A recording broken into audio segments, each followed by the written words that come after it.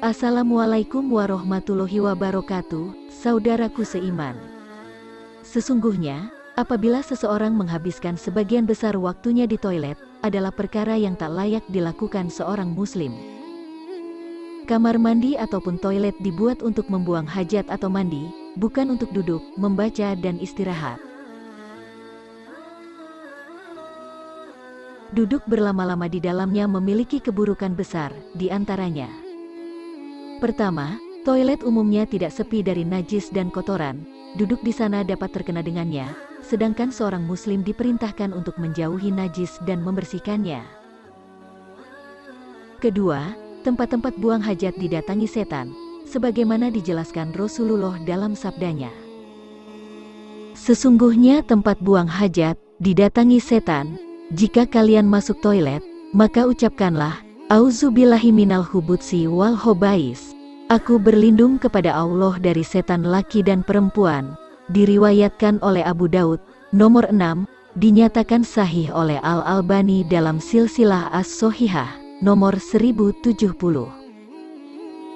Tempat buang hajat adalah tempat tinggal setan, karenanya kita diperintahkan untuk berlindung darinya ketika memasukinya. Al-Hatabi berkata, setan mendatangi tempat-tempat seperti itu, dan mengintainya untuk menyakiti dan berbuat kerusakan, karena di tempat itulah biasanya zikir ditinggalkan dan aurat dibuka. Syekh Ibn Jibrin berkata, umum diketahui bahwa setan menyukai tempat yang kotor dan najis. Jika manusia tidak berlindung dari setan, maka dia akan mengganggunya, maka mereka mengenainya dengan najis, atau keburukan, yang tampak atau maknawi, yang tampak terwujud dengan dia terkena najis namun dia tidak mempedulikannya, adapun maknawi dengan cara menimbulkan keraguan-raguan sehingga dia terpenjara oleh bisikan setan yang selalu ada padanya. Karena itu, diperintahkan untuk berlindung dari setan dengan berzikir kepada Allah. Syekh Ibnu Utsaimin pun berkata, manfaat istiasah, yaitu doa mohon perlindungan, ini adalah berlindung kepada Allah dari setan laki dan perempuan, karena tempat itu adalah tempat yang kotor. Sedangkan tempat yang kotor adalah kediaman makhluk yang kotor, maka dia adalah tempatnya setan. Maka cocok, jika seseorang hendak masuk toilet dia membaca Auzubillahi minal hubutsi wal hobais, agar dirinya tidak terkena keburukan dan makhluk yang buruk. Ketiga, berdiam di dalam toilet dalam waktu yang lama tanpa keperluan berarti membuka aurat tanpa alasan. Tidak dibolehkan bagi seseorang membuka auratnya tanpa alasan walaupun dia seorang diri, kecuali jika ada keperluan.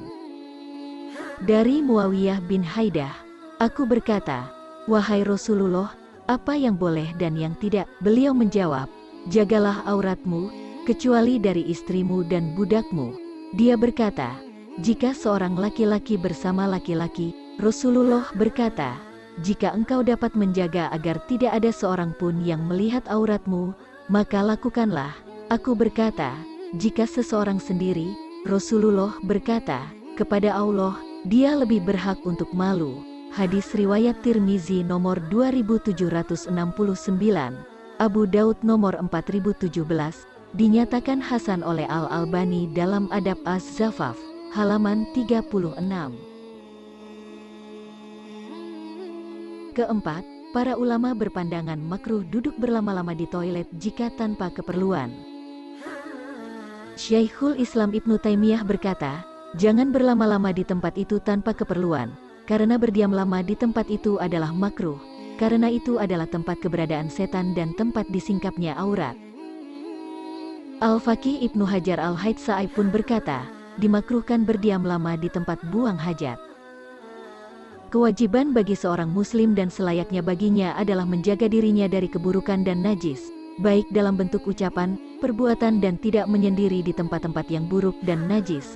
Bahkan seandainya perkara tersebut boleh, niscaya dirinya enggan berlama-lama di tempat seperti itu.